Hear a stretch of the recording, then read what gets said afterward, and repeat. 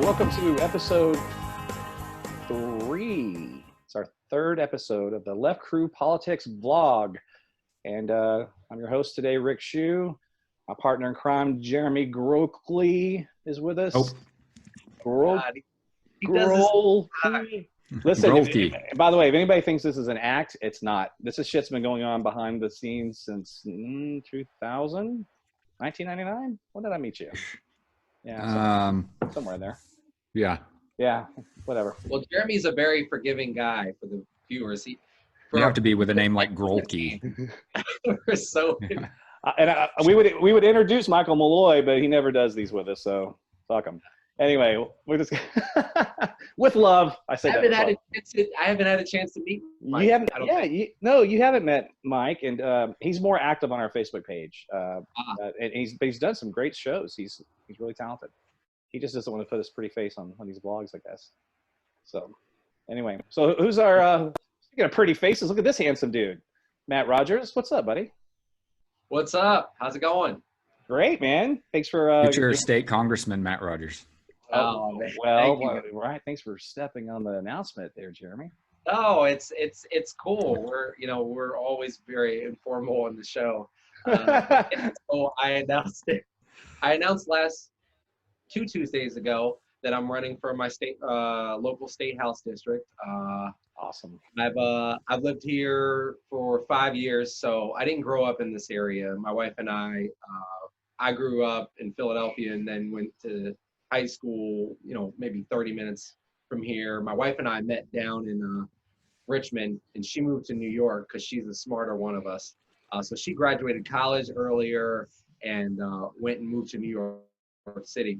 And when we were meeting back up, we got engaged, and it was on the understanding that we were going to move back close to each other or with each other. So we're thinking, well, where are we going to do it? And so I wanted to stay in Virginia, but she wanted a very metropolitan feel. Richmond, Virginia wasn't metropolitan enough. So we decided on Arlington, and because her dad lives just a few blocks away, so it was where he would drive us around. There were a bunch of cool little restaurants, and we moved into a high rise. We lived in one high rise, then moved to another, lived 2 years there, and then now I've been here. It's been awesome. And so during that time, I've been working in the state legislature.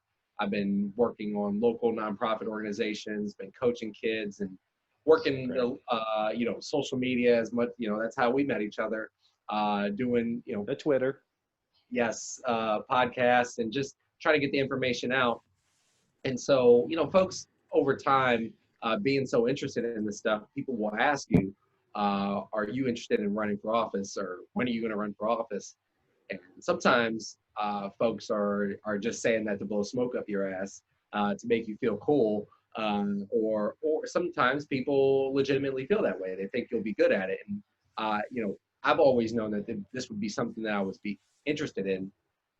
But the question has always come up, where and when. And, it's really arrived upon me that I'm not going to move somewhere just so that I can run for office.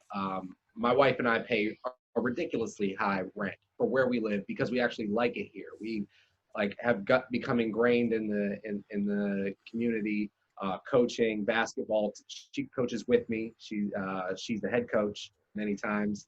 And so where that's settled, I'm not going to go and move somewhere. There are some folks who've asked me, well, I would support you for another race, but why are you running here? But I live here. That's the point, because I live here, and that's the point. And then I go move somewhere just to run for office, and that's not sincere. I mean, public service is about the community that you live in, that you love. Absolutely. And in your campaign ad, by the way, where you're knocking on doors with people in the community you're running in, that sends a powerful message, man. Thank you. Yeah, I mean, that's what I hope to bring to the table. Some sincerity, a different perspective. Sure. And when is obviously now, as our country is actually, for the first time, from my perspective and other African Americans, we've always felt we've always known that DWB, driving while black, or just doing anything while black, having a cookout while black, has always been a threat to you. So finally, the country is kind of waking up that if we can't even walk around, then the idea of us running for office, there's a reason why we don't have so many people who look like us. And yes, because of our gerrymandering, we create districts that automatically create situations where certain African Americans can be elected. But do we have African Americans elected in our liberal bastions? The area that I live in, Arlington, Virginia, which is like considered the most liberal place in all of the General Assembly, we have not elected an African American to the General Assembly since 1873. Since Wow. 1873, we've had one person, and there are reasons for that. And so, as people are finally in this country waking up to that, we can't just say Black Lives. I mean, this is the basics. Black Lives Matter. The country, 60% of the country saying Black Lives Matter. I mean, that's a disgrace in of itself. that it's taken so many years for people to actually understand. Whoa, Black folks are getting killed. This is crazy. Yeah. Right. But like, we've got to actually promote and you know, bring in Black voices who are qualified. I'm more than qualified for this job, and it is my duty, not only just the pleasure, but it's my duty to do this so that the next generation of folks who are interested, they don't look at it and say, well, I've got to go move somewhere in order to run for office. So I've talked enough. Let's mix it up here. No, listen, I'll just say this. I was so thrilled when you announced this, and we've gotten to know each other. We talked on the phone yesterday for 20, 30 minutes. I consider you a friend. I consider you a friend. We talked about some personal stuff too, and it was you were very helpful, mind you. But I said this about you when we first met, and I said what we liked about you is that you were someone who, well, first of all, you weren't an anonymous handle. That was the first thing that we knew. You were an actual person on Twitter, which is you know, kind of rare these days, or was it ever not? But is that you walk the walk. Thank you. Yeah, I mean, I hope that folks will understand that through. I'm starting. So my election won't be until 2021, and so June of 2021. So I'm hoping by getting out here, folks will actually watch me continue to do what I'm already doing, and I think we need more elected officials who've actually went and knocked doors, who've actually boots on the ground, actually, yeah, participated. They delegate that kind of stuff to others, and they look down on those people. And the people who do that kind of work, they are the people who are responsible for all of this progress. They are the ones who bring the bills to us a lot of times, say, this is the great idea, this is what we need. Right. And so often our elected officials kind of see themselves in another strata. Oh, the activist community and the elected. No. It needs to be the same, because without those activists, you mean nothing. And we saw that throughout the whole Obama presidency, where the Democratic Party base, except for essentially from 2010, basically to 2017, the only year that people were activated was 12. So there was basically over half a decade where the party base doesn't feel involved. They discount people like myself who have a background in doing this stuff. No, you need to have owned a business. You need to have, which I do. You need to have chaired a civic association or whatever else, whatever other reason why you end up with not many people who look like me in public office. Right. Yeah. So. Beautiful. Yeah. So. Jeremy, you're uncharacteristically quiet, Jeremy. Sorry. Hey, before we do anything else, what are we drinking? It's our tradition, yes. Right? I have a Jameson here I'm sipping on, but I wanted to troll Matt with my beer. It's a local Dallas beer called Community. That's not the troll though. The troll is.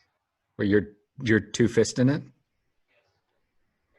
Oh yeah. My God, no! Matt's got that Eagles thing up in his upper corner there. My Dallas Cowboys glass. Lost my vote right there. Who's your team, Jeremy? Dallas. Oh, you're a Cowboys fan. Yeah, My since wife, birth. I've converted her. So her mom and dad are Cowboys fans. And so she grew up all these years. She didn't really like football like that. And then we get together. She can like feel my passion. So like the last couple of years. Feel my passion. Anger. That's what Philadelphia fans have. Anger. That too. So violence isn't passion, man. If you throw rocks at Santa Claus on Christmas, that doesn't make you passionate. 80 years ago, man. That was 80 years ago. It was, I don't know, 25 years ago or something. No, it was the 90s. The Santa. The 90s. It's not like it was a generation ago or something. It was the 90s. That was 4 presidents ago. Yeah. Let's keep in mind something, and this hits me hard. The 90s. The 90s was 21 years ago. Good Lord. 1968. It was 1968. That was the year Richard Nixon ran and won the first time. All right, so I'm going to touch on something real fast, and we'll move on from it because it was a larger topic the last time we talked about it. Loop it back around to Matt's war cry about us needing more black elected officials, and he could not be more correct about that. VP choice is going to be an African-American woman, yes. Yes or no? Is Warren more likely than not? Okay. But I think Biden said the other day, yeah, it's not a foregone conclusion that he'd pick an African-American woman. I think it's going to be a woman, but he said that the idea that it's definitely an African-American woman is something that's been overhyped by the media. He said woman. Well, and here's the deal. He's never said African-American. When he has Caucasian women on the list, that's fair for him to say in that moment for them, right? Because if you don't say that, then you dismiss them and they're not on the list, and that would be kind of a crappy way to announce that. So I wanted Elizabeth to be president. So if she was vice president, I wouldn't be upset. But well, I think the polls of the African-American community show that they prefer Elizabeth Warren to anybody else. Kamala Harris, Susan Rice, Val Demings, whatever. The number one choice among the African-American community for vice president is Elizabeth Warren. Well, listen, we don't vote at the top of the ticket, or we don't vote for the VP. That's not how that typically works. I do think in this election, it might mean a little bit more than it has in the past. You know what I'm saying? I think it meant a lot in the last election, to be honest with you. Mike Pence was huge. He was big but also a real weak point for Hillary Clinton was Tim Kaine. God, yeah. That was maybe the dumbest pick she could have made. Yeah, he's pretty lame and uninspiring. If she'd picked an African-American to be on the bottom of the ticket, she'd be president right now. I can say that almost 100%. She's not president because she didn't go to Michigan, dude. And James Comey came out a week before the election and said she's under FBI investigation. That's why she's not president. Okay. If you were to create a list of reasons Hillary Clinton isn't president, there's probably 12. Yes. But if you remove two or three of those, she's maybe president. You know what I mean? So Tim Kaine is one step towards being president, and I think one step away from being president. It wouldn't have needed to be an African. Like if she picked Sherrod Brown, he would have been a better choice. Yes. It would have been a Caucasian woman. It wouldn't have. Just not Tim. Tim added nothing, and he was my first boss. I worked with Tim Kaine. I think he's a great guy. He's an awesome guy. Any other voters to the table? No. Right. Not a well, single. That's what I mean. I said lame. Lame was harsh. Uninspiring is a better word. It was a better word. Well, he is bilingual. That was pretty cool. I didn't know that about him until he was VP. You're bilingual. Ooh, I'm more than bilingual. Oh, not me. What is more than bilingual? You're trilingual? Well, I speak English, Spanish. I'm getting closer in Korean. I speak a little bit of Japanese, and if Latin weren't a dead language, I could speak that, but I can read and write it. Did you tell our audience what you're drinking, by the way? I did not. I'm drinking Jefferson's small batch bourbon. Nice. That looks so on the rocks. I like the big rock. What's that? I'd like to share some of that post-COVID. Yeah, totally. Just fly on out to LA because I'm not coming to Virginia. Hey, we should all meet in LA. If you win, I will definitely come to Virginia for your party. I'm gonna hold you to that. I will do it. I will bring you a bottle of Jefferson Small Batch. Jeremy and I will both be there. Matt, what are you drinking? I'm drinking some Paisano, a fairly small bottle of Paisano. Nice. Not drinking all of this all. You're drinking a bottle of Paisano. That's what I heard. Yes. Nice. All right, looping back around to badass women. That's the theme of this episode is randomness. Let's talk about AOC for a minute. Whew. I saw your tweet, by the way. You're not wrong, but some others might not like what you said. Listen, I get it. I said she's hot, and I said not sorry, and I refuse to live in a world, and maybe this is the Southern guy in me, where we can't compliment a woman's appearance without it coming across like we're implying that that's all she is. She's brilliant. She's not because she's brilliant. She's a feature leader, and her looks have nothing to do with her position and her career. But yeah, she is gorgeous. She is gorgeous. More attractive that she kicks these guys' asses. I mean, that's on a daily basis. She's better. She's better at social media than anybody else in the Congress. Okay, so what's this jerk's name? What's his name that said this? Yoho. Ted Yoho. Okay. Said, and where's he from again? I'm not familiar with him. Florida. Yeah. Okay, he's a Florida guy. Okay, I've heard his name. He's not running for re-election. He had already declined to run for re-election before this all happened, but he's not running for re-election. Calls her an effing bitch. And then apologizes, and she doesn't apologize. He did not apologize. Do not characterize it that way. He did not apologize. No, I'm putting in quotes. He apologized in the way that's being perceived by his fans and him. And she denied. Ted Yoho has fans.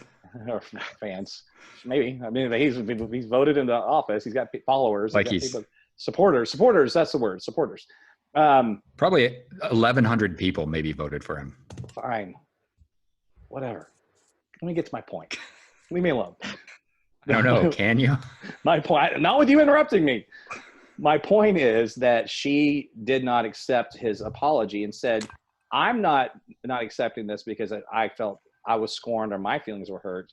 This was more of a symbolic gesture that there's no way that she would do that and send a message to young women that that's okay. And that you can say that and then just kind of give a half-ass apology. And then be fine. Absolutely. No, absolutely not. And as a guy with 2 daughters that I try to teach those sort of characteristics to as much as I can, like that really, man, I've always liked her a lot, and that just made me like her more. And yes, on a side note, she is gorgeous.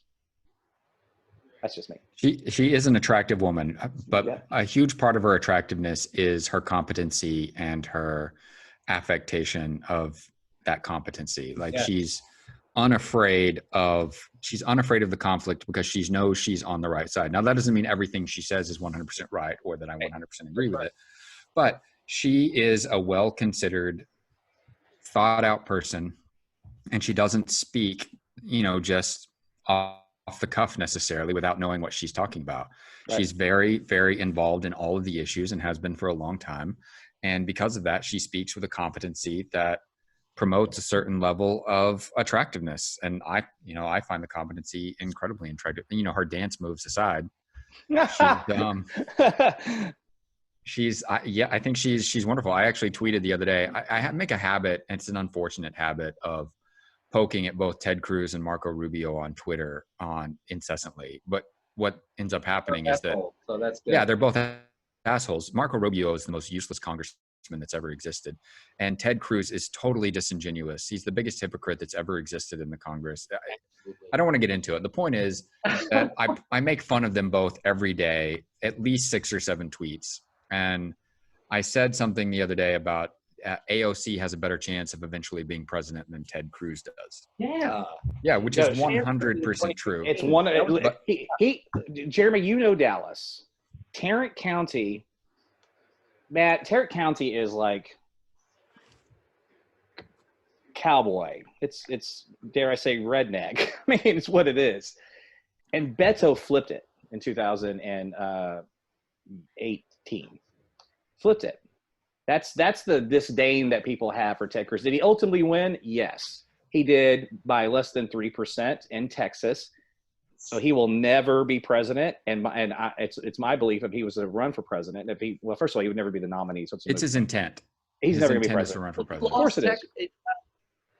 I mean, he already lost his opportunity because he prostrated himself for Trump. The man called his wife ugly, said his dad was in on the JFK assassination, and then he acts like the guy. All the things that he said about Trump were true. He made it like I was just in the heat of battle.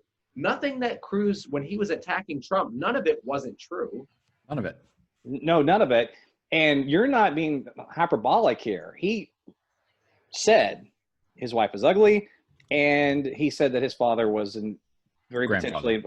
grandfather was involved in the assessation of an American president. Yeah. He definitely said both of those things, and he said those things. Rolled right past.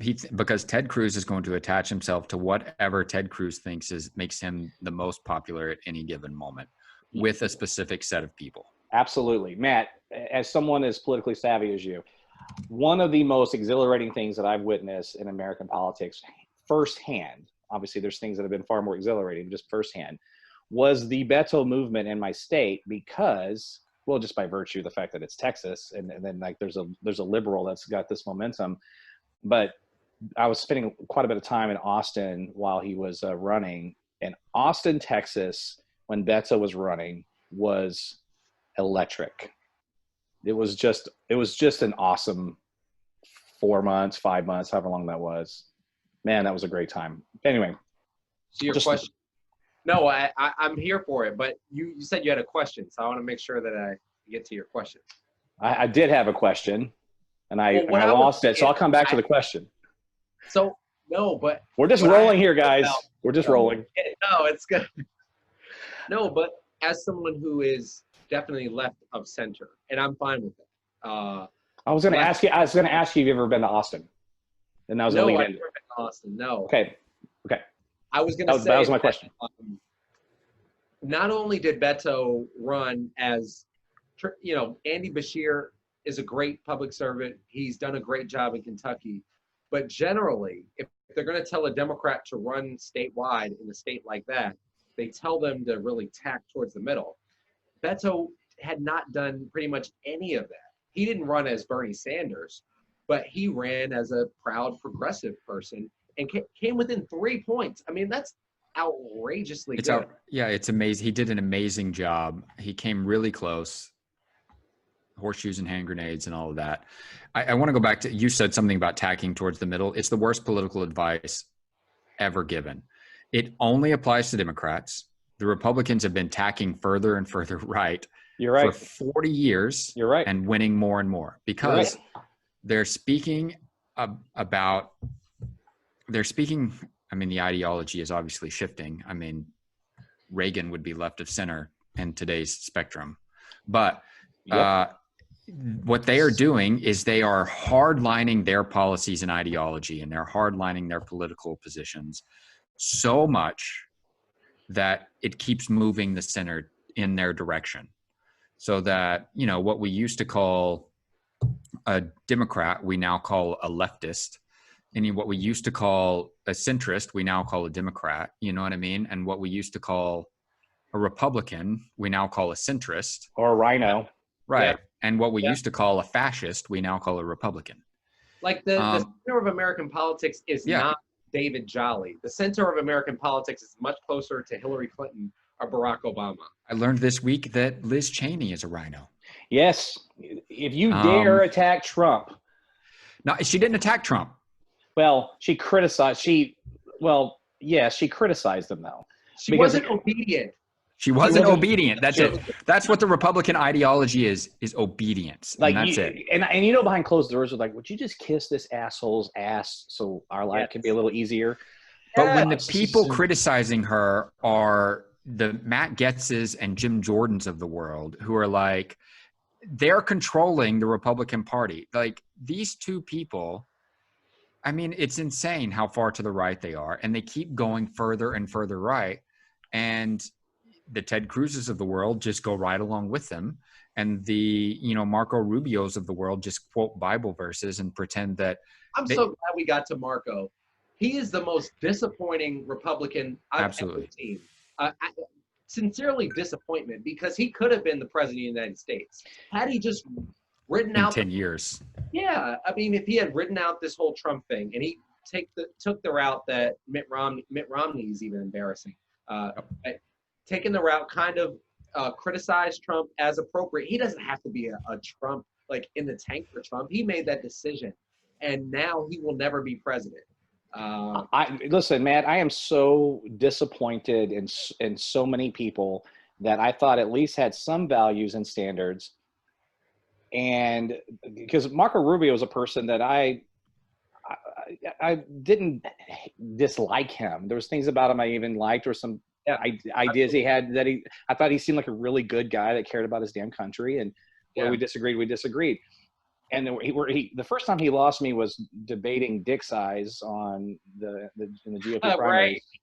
And that's not hyperbolic. They literally were debating dick size. I mean, and I tweet that quite often. Like when our last primary was going on, there were people like, "This is a clown show." Anybody that said that, I'd share the tweet. Like, may I remind you that the last GOP primary were 10 grown men on stage debating dick size. Really? Again, hyperbole. It's not hyperbole. You know what they meant. They were debating dick size. They were debating dick size. So, but he was a major disappointment, and I don't understand. And Matt Mackowiak. Do you know who Matt Mackowiak is? Oh my God, Matt. He used to be like center. He's like wasn't he a never Trumper guy? He was.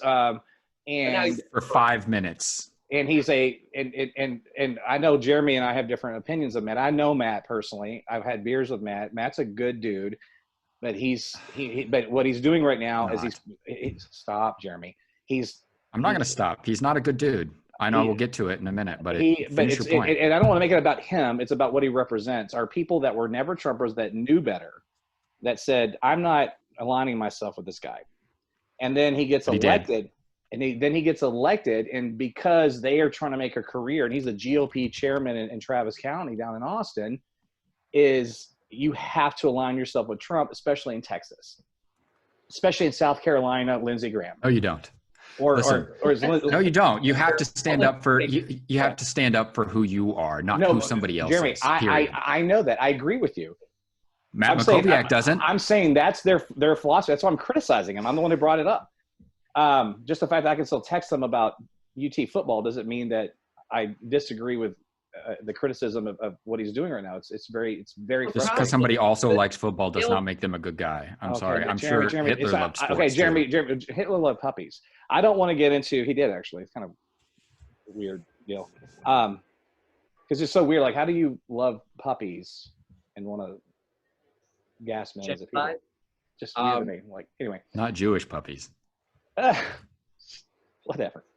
But it's a larger narrative here about the never Trumpers who have sold themselves out, because now that he's president and now that he owns the party, and you know what? It needs to be a wake-up call, because their problem is their base.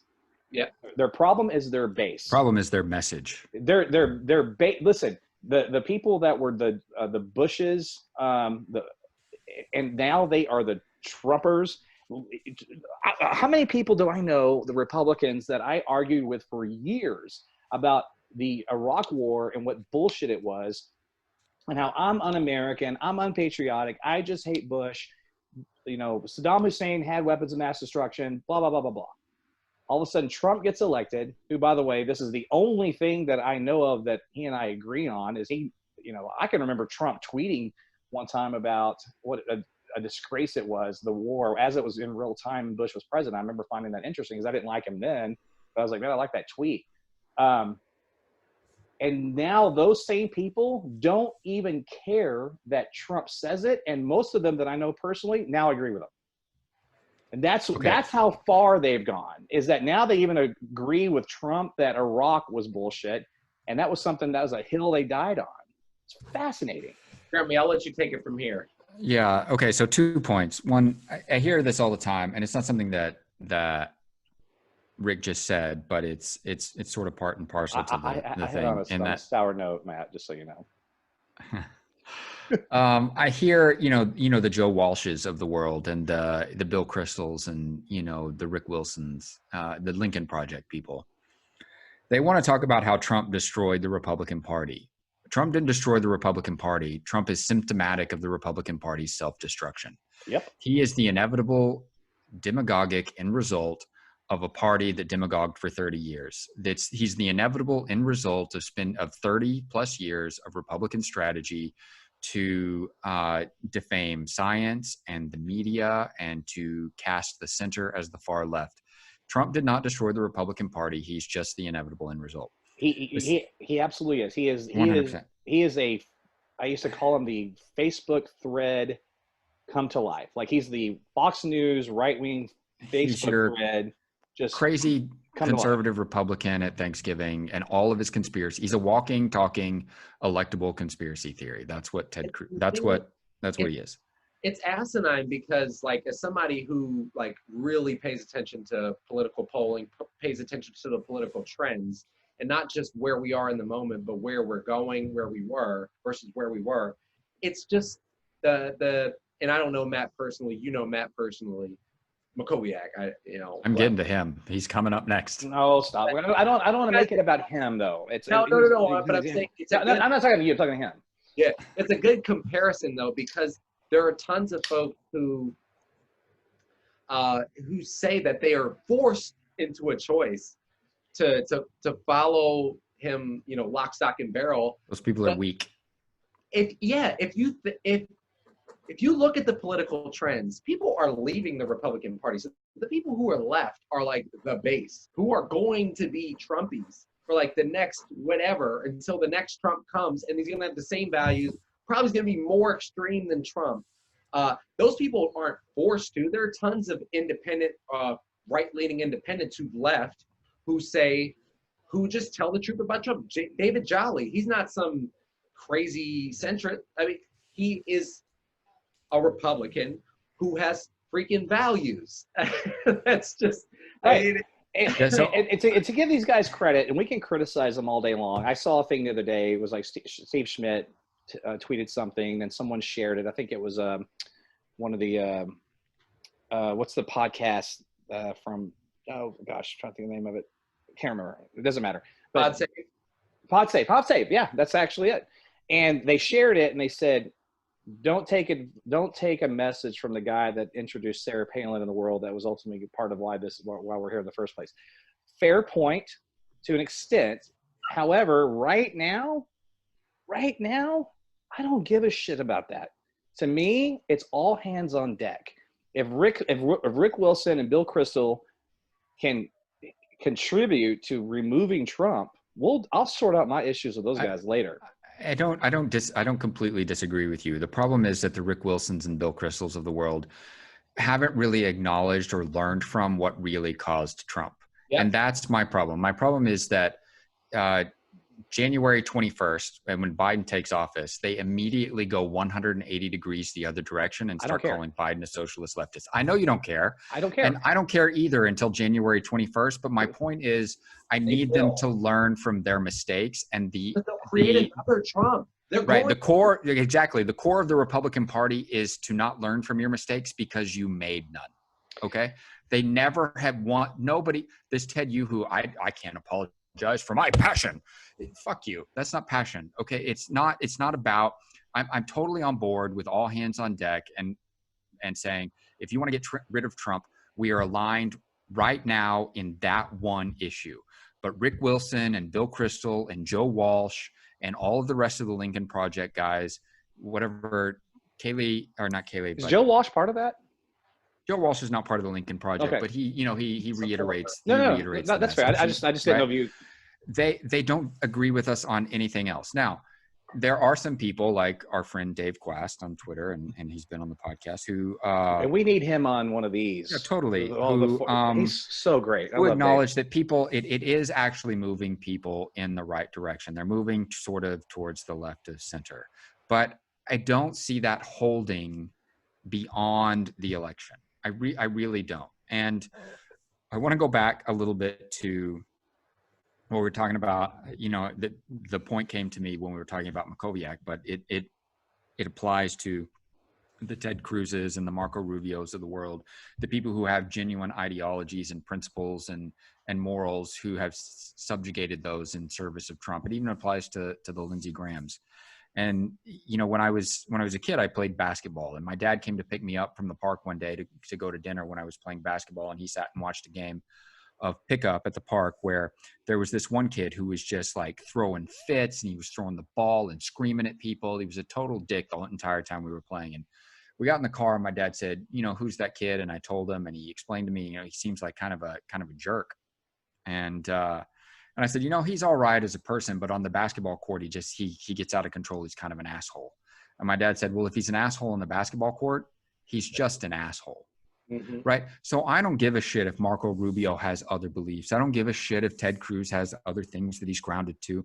I don't give a shit about any of that. If you're going to present yourself as an asshole in any venue, you're an asshole. Either you have principles or you don't. And Marco Rubio and Ted Cruz and Lindsey Graham and the entire rest of the Republican Party have proven they have none, right? So I'm not really willing to be like, oh, let's bring them on board for the big win and we'll all celebrate together and kumbaya, we're all part of the same goal. No, fuck those guys because they're assholes. Right. And a lot of assholes can vote and help us get rid of the ultimate asshole, and then we can not worry about them after that election.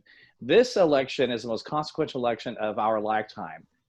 Period. I'm only worried about elevating their voices. I don't want to elevate their voices because if we elevate their voices now, they remain elevated after Biden takes office. Well, the irony here, well, I don't know if irony is the right word, but what's awkward about this is that the Lincoln Project, because conservatives are so much better at messaging than we are, because we're fucking terrible at it, are putting out the most effective ads against Trump more than anybody.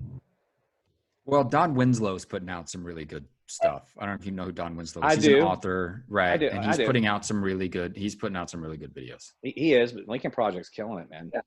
Yeah, totally. They're killing it. But imagine January 21st, they turn all of that and all of their newfound fame and all of their newfound attention, they're going to turn that right around and they're going to use it on Biden. 100%. That's fine. I guarantee it's not fine because we need to be moving the country even left of Biden. And when we elect Biden, who's a centrist, although he does have the most progressive platform, he is not what we would call the direction the country really needs to be moving. We're going to elect them. And then here, because this is a great point that you're making. We elected Obama. I need some whiskey. And thought it was a mandate for things that we actually did not have yet gained. Now we've gained the mandate. Because his second election was when we gained the mandate for policy.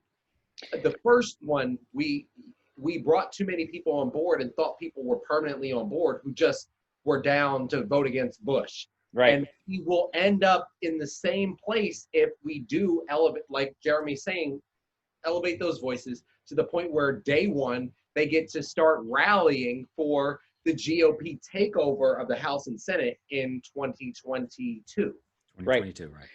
So, Matt, you brought up a really good point, and I read Michelle Obama's book, and one of the things that stood out, and actually did a podcast with Rachel Ramey, who is, I'm at her house right now, and she was the one who told me to mention the AOC thing. I just want to give a shout out to Rachel on that. But in the book, Michelle talks about how the re-election of Barack was, and I don't want to paraphrase here, but it was more significant and more important than even the election. Because, and the way she phrased it, again, I'm paraphrasing, so forgive me, but if he would have lost, it would have been like the first black presidency was a failure. Yes. Right. And it was a litmus test for where our country was. It mattered a lot more. In 2008, we needed to pivot. The left, right, this kind of where we are now. 2008 is very similar to 2020. Right. The 12 election was an ideological battle. Romney was an asshole. He still is an asshole. He just wants to be considered a nice guy. He does nice things, fine. He's shown us his heart multiple times. He tried to, bow over for Trump multiple times. But Yeah. the 12 election was actually an ideological battle of where is the heart of the American voter? 100%. Are we the kind of country that would throw people off of their health care? Are we the kind of country that wants to continue cutting entitlements so that we can cut taxes for billionaires, which Romney, so it was a significant in that not only would it have been wiped away the election of the first black president, but it was also it told our country that we're a center left country. A lot of people didn't want to learn from that, but we are. We are, but then we turn around and elect a far-right fascist. Well, he's not actually a far-right fascist. That's the package that he sold. So I don't know what we are.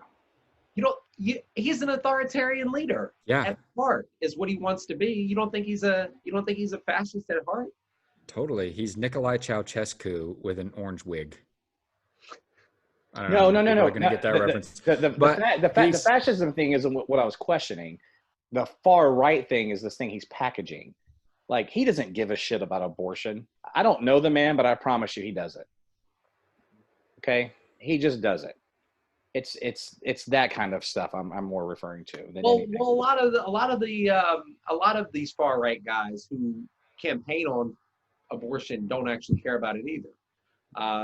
They use it as a means to an end, right, to get votes. So yeah, far right is more of a understanding of power. Should power be more evenly delegated to the people or to a small group of people? Trump wants it to be to one person. and the scariest thing about that is that Bill Barr seems to agree with him. Yes. Okay. Yes. The Attorney General of the United States. We could just spend money on a stupid wall that blows over in a hurricane. The best video of the week. Before and by evangelical logic, that means that God is very angry at the wall. Can I just say this real fast too? Woman, man, camera, person. TV. You got to start with person. Oh, person. Yeah. Person, woman. You're not as smart as Trump. Man. No. No bonus points for you. You got no bonus. Well, the worst part is I couldn't remember, so I pulled it up on Twitter, and I see what I did. Oh, it's my own mistake. Anyway, person, woman, man, camera, TV. And by the way, going back to the Lincoln Project, that ad that they cut with Dora the Explorer, which just show that. Oh man, that shit was funny.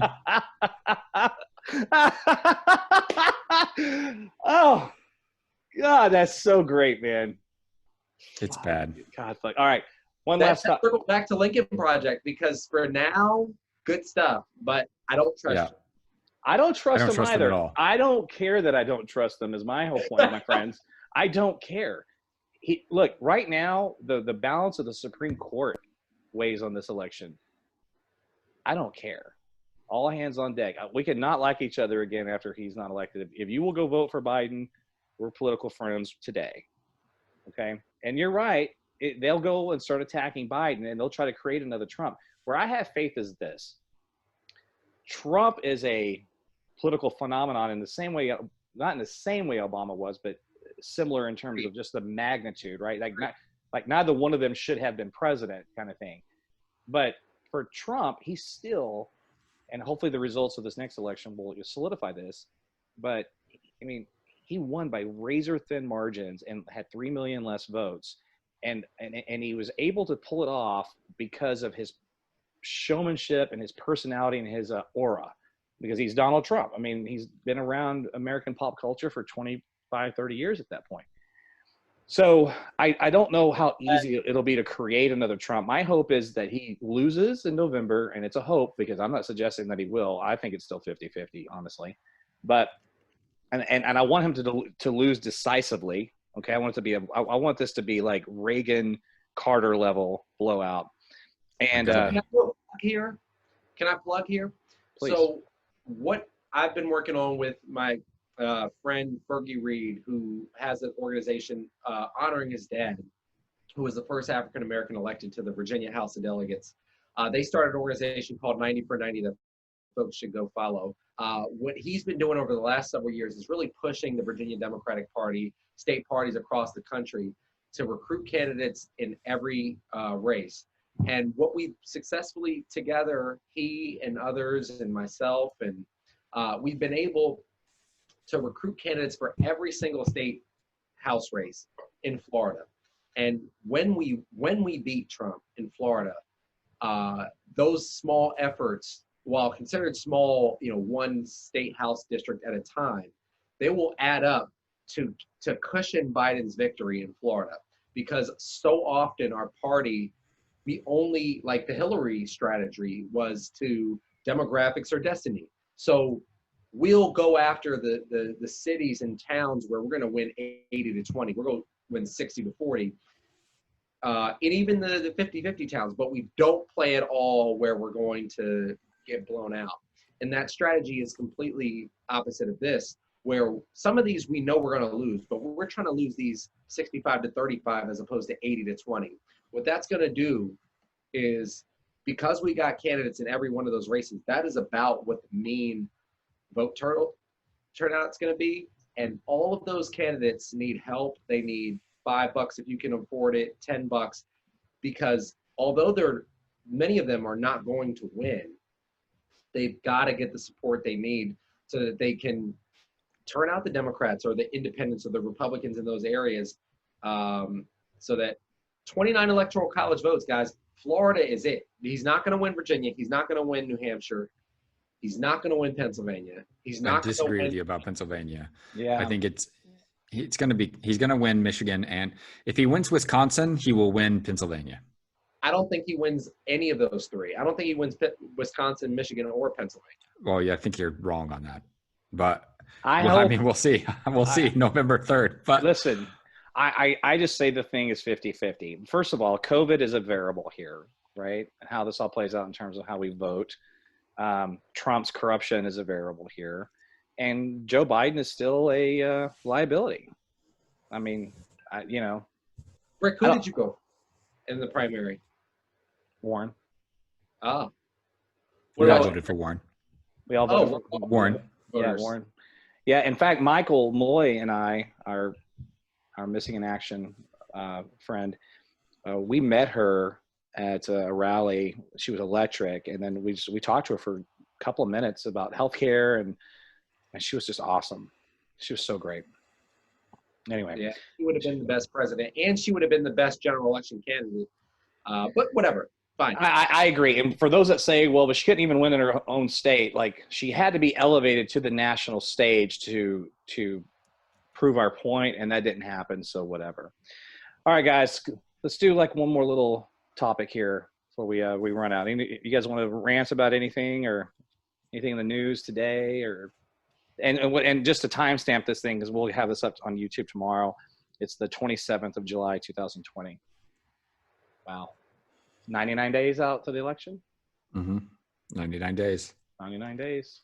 I mean, I think Trump has really screwed himself here, killing his own voters, to be honest. I mean, yes, younger people tend to fare a little better, but older folks will care that their friends died, and that the president didn't care that their friends died. They will, but here's and this is okay. Let me preface this. I want this to go away tomorrow. I want this to go away today. I don't want people dying, and it's affecting me in my world because I'm in the restaurant bar business. It's what I do. I'm building a bar right now, and I've got nervous investors because of COVID. It's scary, but and rightfully so. They should be. But if anything good does start to happen, we go backwards rapidly. We get a vaccine, whatever. And again, I actually hope those things do happen. But any progress, that's going to benefit him politically as well, right? With the economy. In other words, like, look at the economy, right? Like where we're at now, we start seeing some progression. People are going to look at that and start to feel comfortable with Trump. And so this kind of goes to the heart of some of the stuff. These are hard questions we have to ask ourselves sometimes, honest questions. those things need to happen. We need them. We want them to happen. Those things could lead to his reelection. Are they still worth happening? And in those two incidents, the economy and the pandemic, 100% that those things have to happen. But I guess my larger point is, because I'm rambling a little bit, but I'm just, any progress, they know how to sell it. That's really where I'm going with this. They can sell the problem is, you're right in a traditional sense, but the problem is that they set us up to fail. That the economy could start coasting and getting better, and then we're going to have to re-shut down probably next month to be, timestamp July 29th. Probably we do this on August 27th. Am I right? August 27th. We're probably going to have to, many states are going to just say, we're going to shut this thing back down. Things are out of control in the states where they're the most out of control. The governors are doing nothing to contain it. Arizona, Texas, Florida, Georgia, these are the places where the numbers are skyrocketing beyond any other place. And every single one of them, the governors are like, we don't need to do anything. It's fine. Well, it'll play itself out. To be fair, Abbott's not doing anything. I mean, believe me, he's doing stuff. It's affecting me personally. But it's stuff that needs to happen. But when I was talking earlier, Jeremy, about the Republicans being able to, especially Trump himself, any progress, they sell it and they sell it well. You seem to be grimacing a little bit. Were you disagreeing with me? Agreeing with me? What was that just me? Was that just a Jeremy grimace? I think they do a decent job of stealing credit. However, I think this scenario is a bit of an aberration from the normal. I mean, I saw a video with Mitch McConnell on Twitter this morning where he was like, "Hey, everybody, wear a mask," and I was like, "Dude, you're literally 5 months too late with this." Like, I don't think people are going to forget that the Republicans spent literally 4.5 months being like, it's not a problem. It's a hoax. It's the liberals just want schools to be closed to hurt Trump. But their base, people are not going to forget that. But their base agrees with that.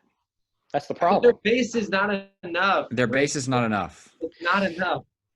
Their base is about 38% of the country. They get the reluctant Republicans. That's another 8%.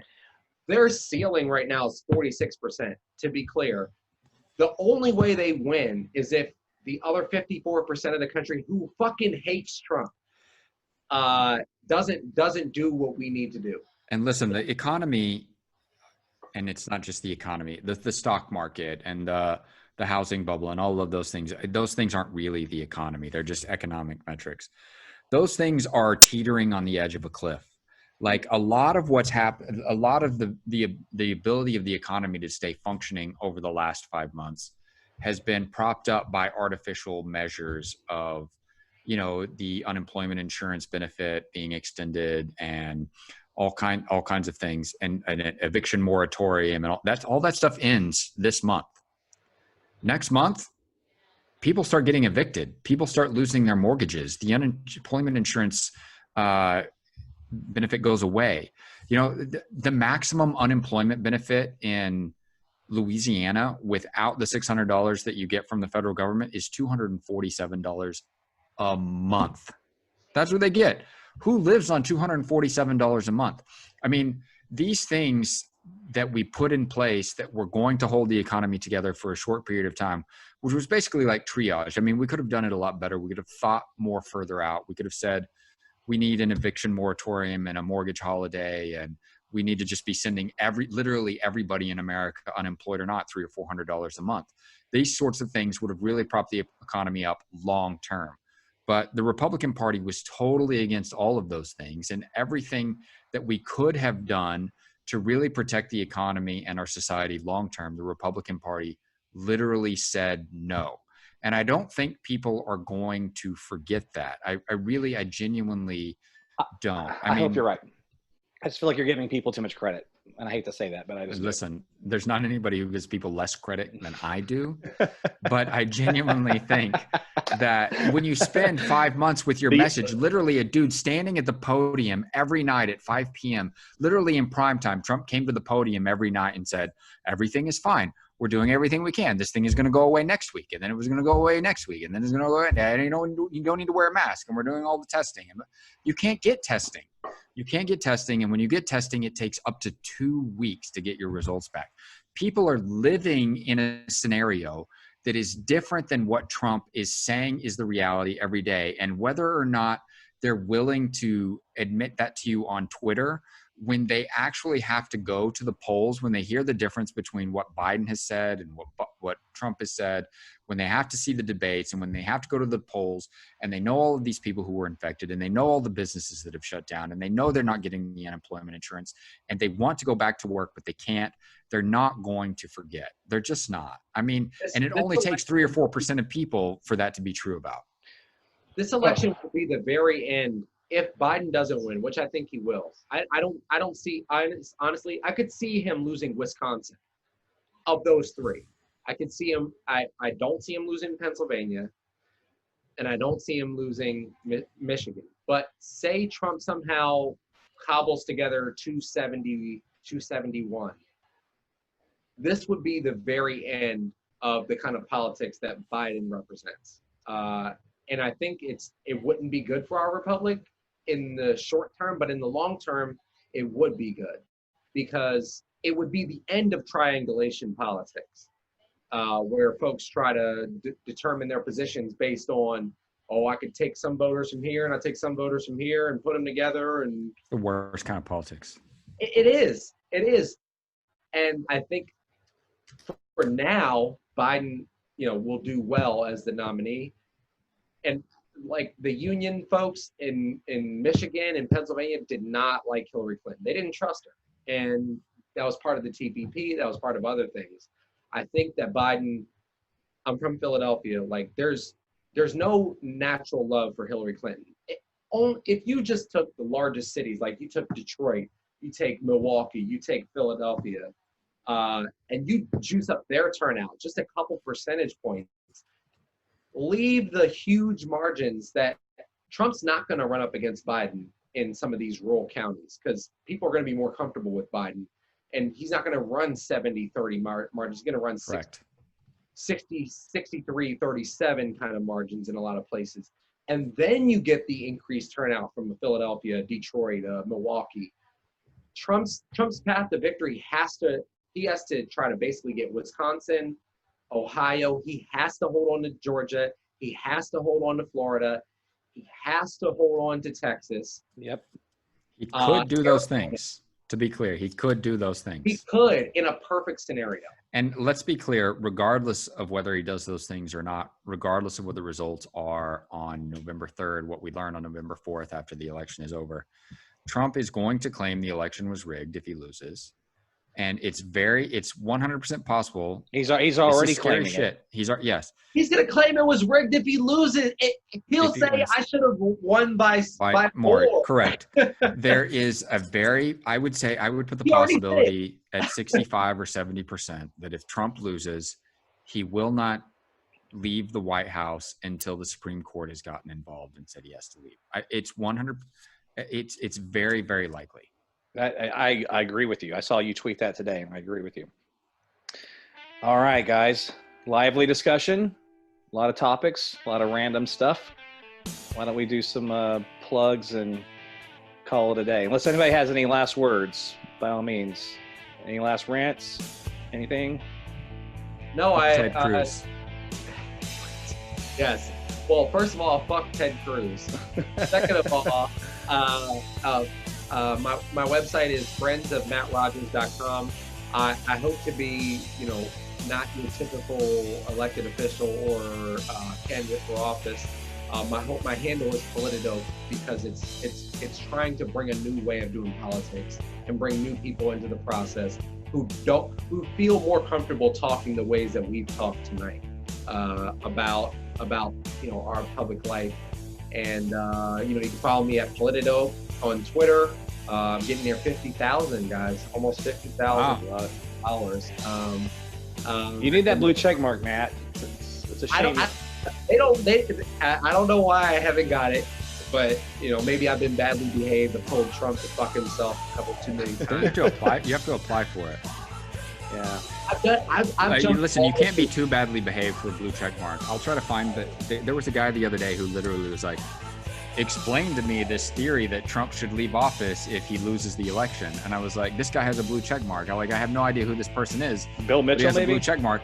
No, it wasn't Bill Mitchell. It was Chris something, or I'll try to find it. I'll tweet it out on Yeah.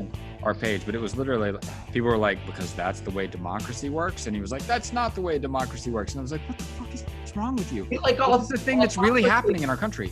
That's Right. what we need. That's what we need. So Matt, you have another Twitter handle now, though, right? Matt for Delegate, very easy. MattForDelegate.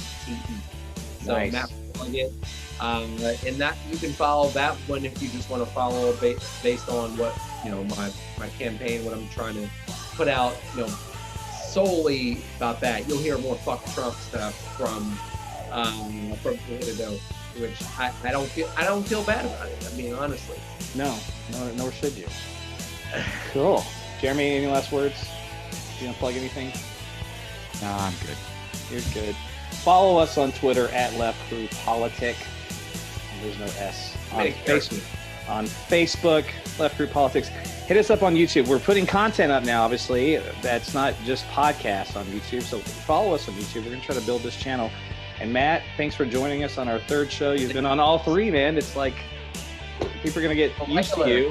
Yeah. Yeah. I love it. And best of luck on your campaign. And Jeremy, you and I will go see him when he wins. That'll be it. Thomas Jefferson. What's called again? Jefferson Small Batch. All right. Cool. That's what we'll be drinking next June, guys. So we'll do a live one all together. Love it. Yeah. And I'll be I'm not typically the shortest guy in the group. I'll be the shortest guy out of the three of us. Yeah, I'm like 6'3", 6'4". So. I'm 6'2", 6'3", but I can just tell you're taller than me because Trump is 6'5". Oh yeah. Like Which makes Barron about 6'9". That's right. You look All right, at the guys. pictures. Look at the pictures. See you guys. All right, guys. Thank you for watching, and like I said, follow us on Twitter at LeftGroupPolitic. See you later. Thanks. Bye.